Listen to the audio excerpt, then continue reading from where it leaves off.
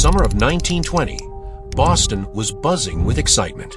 Thousands of people, from working-class immigrants to seasoned investors, were flocking to the office of an Italian-born businessman named Charles Ponzi, clutching checks and cash, eager to invest in his revolutionary scheme.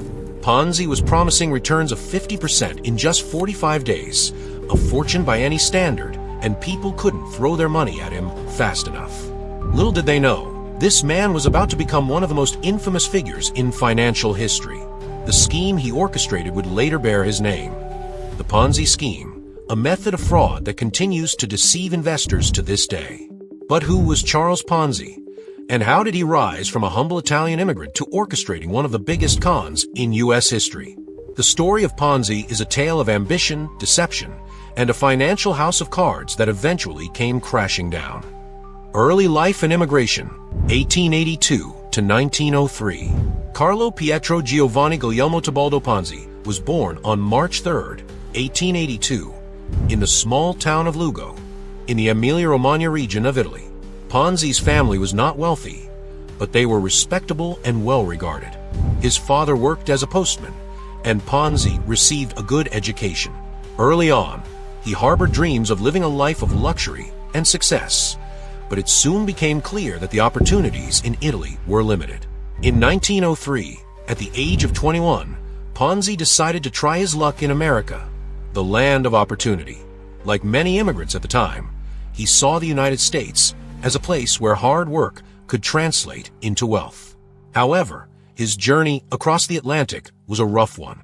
He gambled away most of the money his family had given him on the ship, arriving in Boston with just a few dollars in his pocket.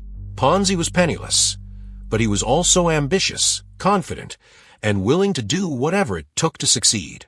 Early struggles and first encounters with fraud, 1903 to 1910. Upon his arrival in the U.S., Ponzi took on a series of menial jobs. He worked as a dishwasher in restaurants, doing whatever he could to get by, but he found it difficult to rise above his circumstances. Over the next few years, Ponzi moved from city to city, trying to find his footing, but he could not escape poverty. His life took a dramatic turn when he moved to Montreal, Canada, in 1907. In Montreal, Ponzi landed a job working for a bank called Banco Zerassi, run by an Italian immigrant named Luigi Zerassi. This bank catered primarily to Italian immigrants and promised high interest rates on deposits.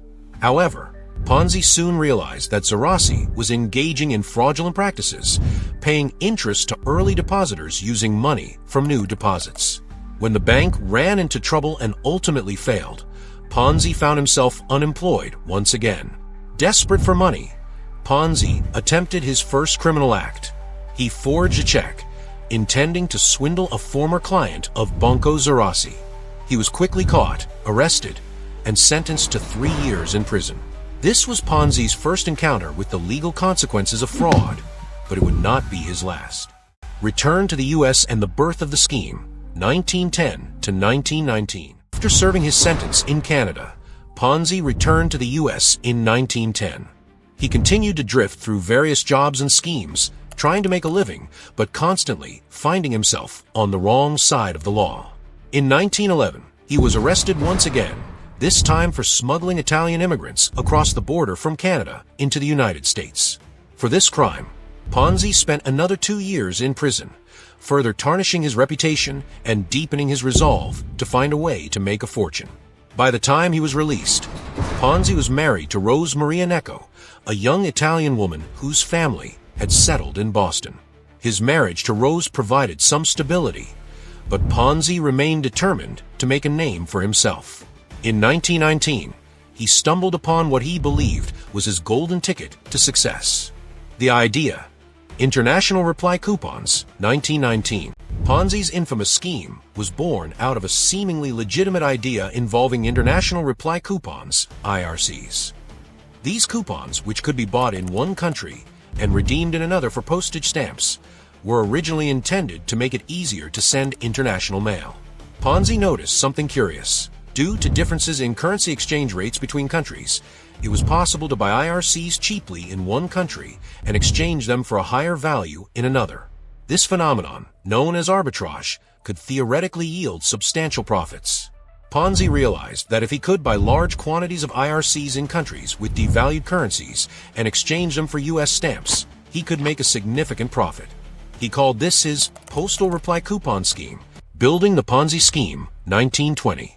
In January 1920, Charles Ponzi officially launched the Securities Exchange Company in Boston, where he promised investors a 50% return on their investment in just 45 days or 100% in 90 days. His explanation was simple. The profits would come from the arbitrage of IRCs. Most investors didn't understand the mechanics of the scheme, but Ponzi's charm and the promise of fast, easy money convinced them to hand over their savings. At first, Ponzi did payout returns to early investors, but these payments didn't come from any actual profits. Instead, he was using money from newer investors to pay off earlier ones, creating the illusion of a highly successful investment operation. This method, paying returns to existing investors with money from new investors, became the hallmark of what would later be known as a Ponzi scheme. As word of Ponzi's incredible returns spread, more and more people rushed to invest in his company.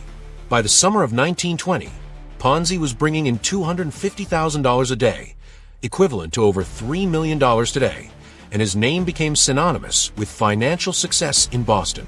Investors mortgaged their homes, emptied their savings accounts, and even borrowed money to invest with Ponzi, believing that they, too, could become rich quickly. The height of the Ponzi scheme, mid-1920. At the peak of his scheme, Charles Ponzi was living the high life. He purchased a lavish mansion in the upscale suburb of Lexington, Massachusetts, complete with servants, luxurious furnishings, and expensive cars. He was hailed as a financial genius, and his rags-to-riches story made headlines across the country.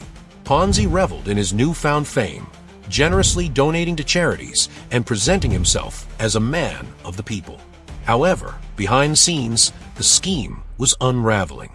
While Ponzi continued to rake in millions, the math behind his operation simply didn't add up. There were not nearly enough IRCs in circulation to support the massive sums Ponzi was supposedly making. Additionally, the logistics of buying and exchanging IRCs on the scale Ponzi claimed were practically impossible. Yet, Ponzi kept the operation going by taking in more and more money, hoping to delay the inevitable collapse. The downfall, August 1920. That by the summer of 1920, Ponzi's scheme began to attract scrutiny. Joseph Daniels, the editor of the Boston Post, grew suspicious of Ponzi's too-good-to-be-true promises and launched an investigation. On July 26, 1920, the Post published a front-page article questioning Ponzi's business practices. Although Ponzi managed to fend off the initial criticism by reassuring his investors, the investigation did not stop. Soon, federal and state authorities began investigating Ponzi's finances. Clarence Barron, a financial journalist, pointed out that Ponzi wasn't actually buying large quantities of IRCs, which should have been central to his business. As more questions were raised, a bank audit was conducted, revealing that Ponzi's liabilities far exceeded his assets. Ponzi had taken in around $15 million, about $225 million today, but he had virtually no money left to pay his investors. On August 12, 1920, Charles Ponzi was arrested and charged with mail fraud. The collapse of his scheme left thousands of investors devastated, many of whom lost their life savings. Ponzi's arrest marked the end of one of the most infamous frauds in U.S. history.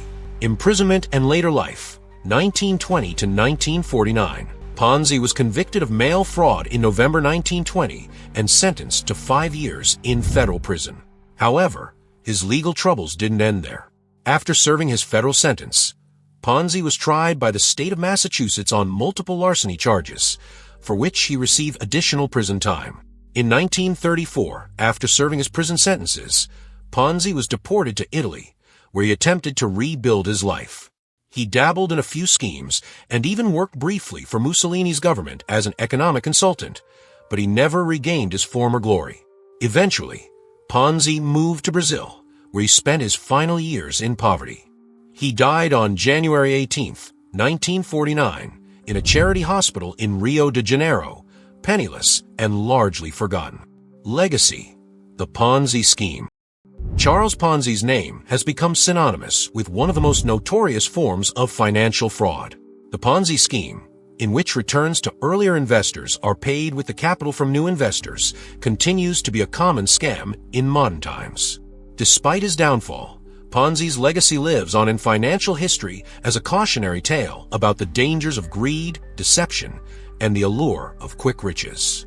Ponzi's story remains a stark reminder that, in the world of investing, if something sounds too good to be true, it probably is.